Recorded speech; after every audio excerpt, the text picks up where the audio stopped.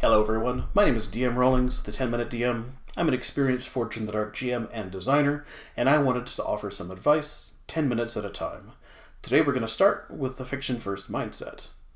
So, games like Candela Obscura, Forge in the Dark, Powered by the Apocalypse, Fate, and many, many more, kind of hit differently than D&D. And it's more than just the fact that they are different genres. It's not like D&D is a fantasy game and Candela Obscura is a horror game. It's more than that. It's like the style of game is different. And because of that, I always see a little bit of discomfort from D&D players that are moving into these fiction-first games, as I'm going to call them. And some people call them, there are other names for those kind of games as a category, but I'm sticking with fiction first. But when they first try them, there's some discomfort, and it does take a bit of a mindset switch or a slightly different approach to enjoy these games, I've found, and that's what I want to help with today. So, let's get started. Setbacks. So, very often when we watch movies, we see our characters getting into situations that are more and more tense as they are moving forward. The stakes as we go from A to B to C are rising gradually, and that is what we enjoy in movies. But oddly, when we switch that over into tabletop RPGs, we want to be successful. We don't want to fail on our rolls. It doesn't feel fun, right? So when I look at fiction-first games, I think that there are a couple of things that they do to really make that more possible. We want our characters to be good at our jobs, but we want them also to experience hardship before ultimately succeeding. And in Candela Obscura, we achieve this with mixed successes. And just for you playing at home, that's a 4 or 5 on an action roll. Those are situations where we get what we want, but there's going to be one or more consequences. And what I really want people to take away from this is that we can have that movie-like experience inside of this game, and that consequences are a path to get that. That they contribute to the tension, and as a result, they contribute to the amount of fun once we get through it, or they create permanent situations that make our story as you go from session to session more entertaining. And most importantly, because a 4 and a 5 result in Candela Obscura is the most common one that you're going to get, at least until you get to 5 dice, I believe, then you should be expecting that outcome more often than all the others. So get used to it. So from a mindset perspective, go from, if I don't get a 6, I'm letting the party down or I'm not succeeding. Like 6 is great, but remember that a 4 and a 5 also moves the story forward and makes the story more interesting. So ultimately, if I'm getting a 4 or higher, I am progressing the story, and that is a success. And when you look at the math of the game, when you have 2 dice, that's 75% of the time. When you have 3 dice, it's 87.5% of the time. So usually you're moving it forward while you're picking up these consequences, and that is a pretty high success rate. So go with that. Right. Moving on.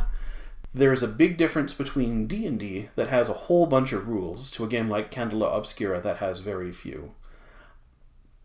In Candela Obscura, the GM is arbitrating rules far more often. They're telling you what to roll, they're setting the stakes of the roll, they're introducing complications for anything that is a 1 to 5 result. And the GM is constantly interpreting the state of the fiction, or where the story is right now, and translating that into the game world way more so than in D&D.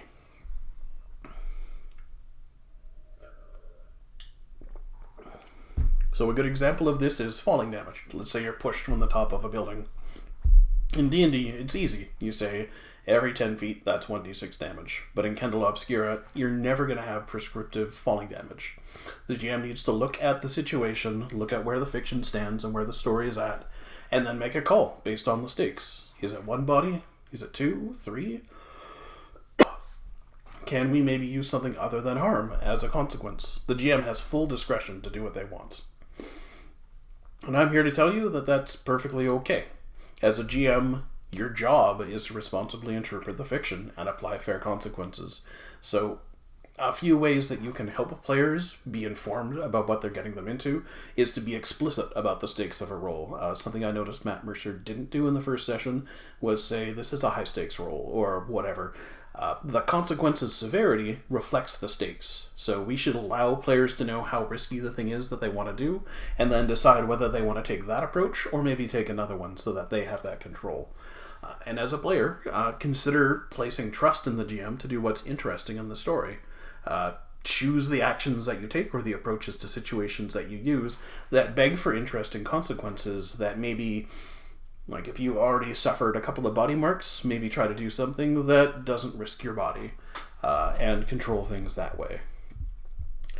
So yeah, we are all trying to create something fun and immersive for each other. And there are a number of phrases that are used in kind of the fiction first environment. And one is where D&D might be something where the storyteller is dictating the story to us. In a fiction first game, it's more of a writer's room. We're all trying to do something to make the story awesome for each other. And that means it's way, way easier to tell good stories when you're comfortable with everyone. So from a mindset perspective, the rules ground interpretations of outcome is where you may come from D&D, but what we want to move to is the fiction grounds interpretations of the outcome through the GM, and the GM is going to interpret those consequences in good faith. And now, as a caveat, I should mention, if for whatever reason you don't feel like there's that trust in the group, it's time for an honest conversation, or maybe it's time to find another group. Those can be hard situations, but ultimately, if the trust isn't there, it can be very, very hard to play those games. So now let's talk about story structure a little bit. In D&D, we tend to have a fairly linear set of story events in some of the pre-built campaigns, and I know everyone does their stories a little bit differently, so this is maybe unfair, but often in modules we see Event A to Event B to Event C. In Candela Obscura, at least in the included assignment that we have, and I expect it'll carry through to the full rules as well, we have a variety of things that are written disconnected from each other. Things like obstacles that the PCs encounter, but not when you encounter them. Things like clues and evidence and info that the story wants the PCs to find, but not exactly where they'll find it most of the time. You'll get things like the occasional linear story beat, but they're loosely prescribed. You could just as soon take something that happens at a store and move it someplace else if that's where the story has happened to go. And then you have NPCs with personality rather than, like, quest relevance. They're not there to be blocks for you to overcome to get to the next part. And as a GM, this can take getting used to if you've never run stories like this before. It requires some improvisation, but in a very controlled kind of way, right? Like, you know where the story wants to go, and you have an idea of what the route is going to be to get there. And your characters, played by your players, are invested in finding the answers. Everyone wants to solve the mystery, so these are the signposts that you can use to get you to a positive outcome when maybe you're not sure how things are going to go.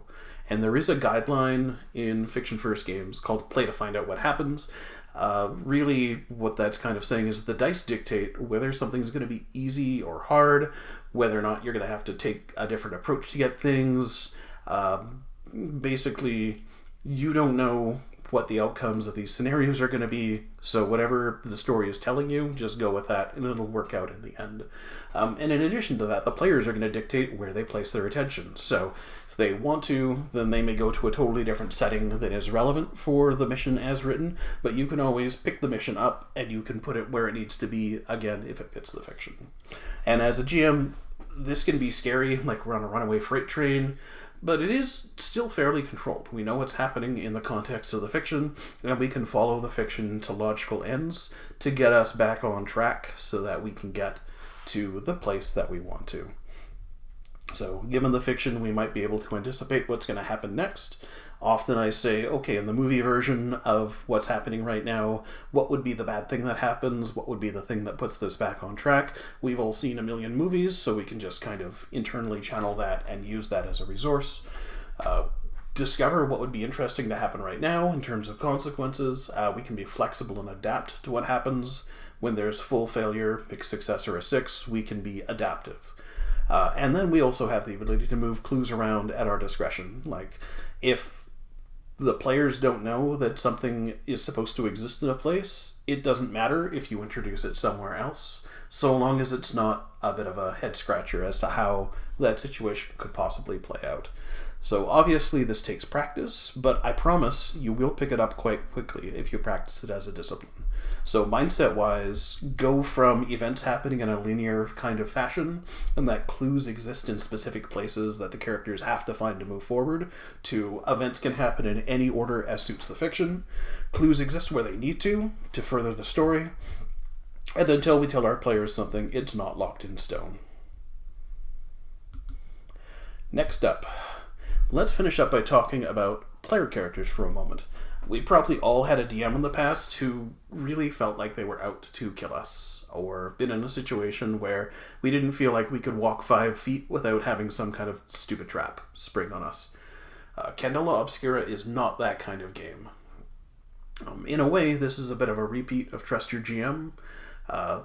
This isn't an any percent speed run that you're trying to do. The goal is not to get to the end of the mission successfully. It's more to place yourself in the space and enjoy the time that you have with friends telling a good story. There's a fiction first saying that says, drive your character like a stolen car. And in Candela Obscura, your campaigns are pretty short, so feel empowered to push your luck and see what happens. The more risks you take, the more fun you're likely to have. It's pretty hard to die, so go ahead and make bold character decisions. And don't forget that scars may seem like a bad thing in a path to retirement, but they're also an opportunity to change your character in cool ways, and you can really embrace that to get a lot out of this game.